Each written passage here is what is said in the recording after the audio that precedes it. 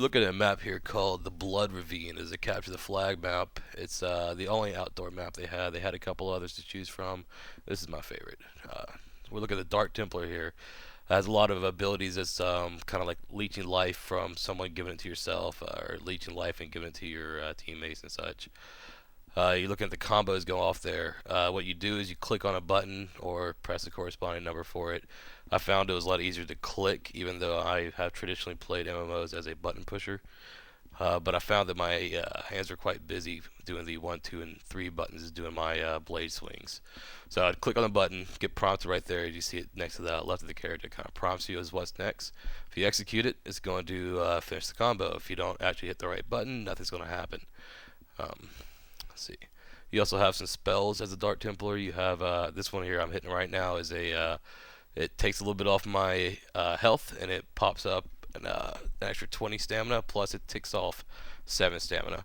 And as it is right now, the cost for casting it was pretty low, so it's actually really handy to use. You use your stamina for sprinting and combos. What you're looking at now is a mini map. You can bring it out and zoom in, zoom out, see where all your teammates are. In Age of Conan, sticking together in PvP is essential. If you run off by yourself, you're gonna die.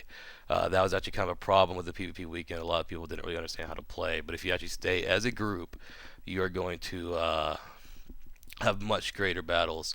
The few matches I actually got into where everyone knew how to play, you had group versus group combat, it was amazing. See, right now, if you watch the enemy, they're going to come at us just one by one and let us mow them down. These are obviously noobs. I mean, we're all noobs, even myself, but these people are complaining about the game and then they're not even playing right. It's kind of. Anyways, don't listen to the naysayers out there. This game was great. It's going to rock.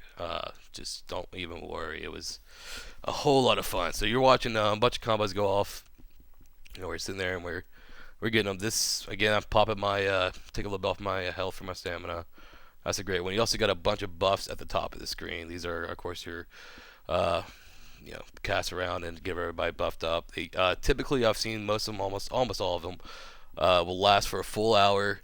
And if you die in PvP, they do not need to be recast, which is something that I was very thankful for, especially as one that had several buffs. All right, we're coming up on the enemy base here, and there they are. Let's see. This is one of my favorite moves. You see that animation right there? It's pretty sweet, but even though I didn't hit the guy on that particular one. A lot of people complain about that, saying that they can get away from you and you're stuck there doing your animation. Well, that's part of the deal, you know. That's you stun them first and then you do that lengthy one, and it plays out really well. Just come around the corner, I believe.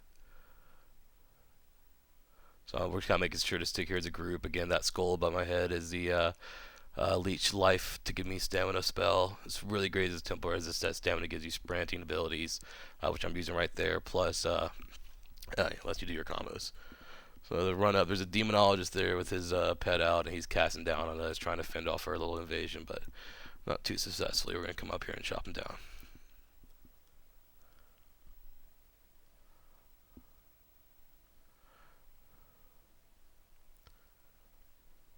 You see the view in the background there. Take a moment to pay attention. It's pretty awesome.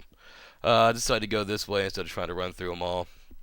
And turns out this time around, my teammates are actually going to be standing up there, kind of fending off the invasion, giving me a little time to escape.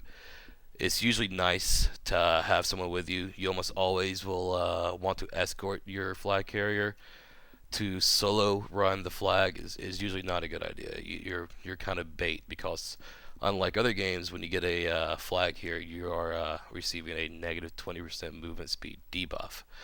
Here's a guy, he's catching up to me pretty easily, so I'm turning around and I just critted him, which really helped me with this battle. That's a little bit of luck, but so I'm popping off my spells, I'm stealing his life, and there you go, he's down.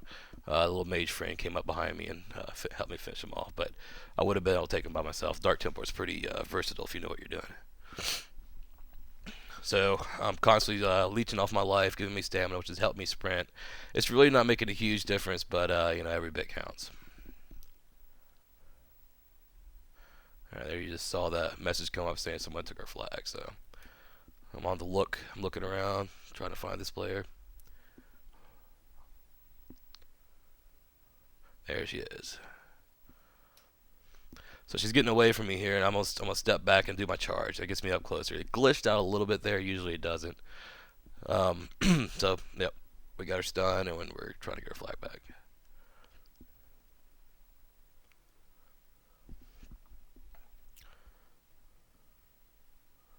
All right, flag goes down. All I did was right click it, and it just popped it back to my base. This is what you would expect it to do. And we're gonna run it home. The game, guys, is great.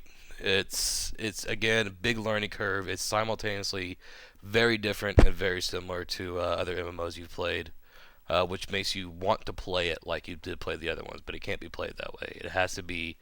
It is its own game, and it really, really does feel good. There's balance issues, there's glitches here and there, but overall, it's going to be great.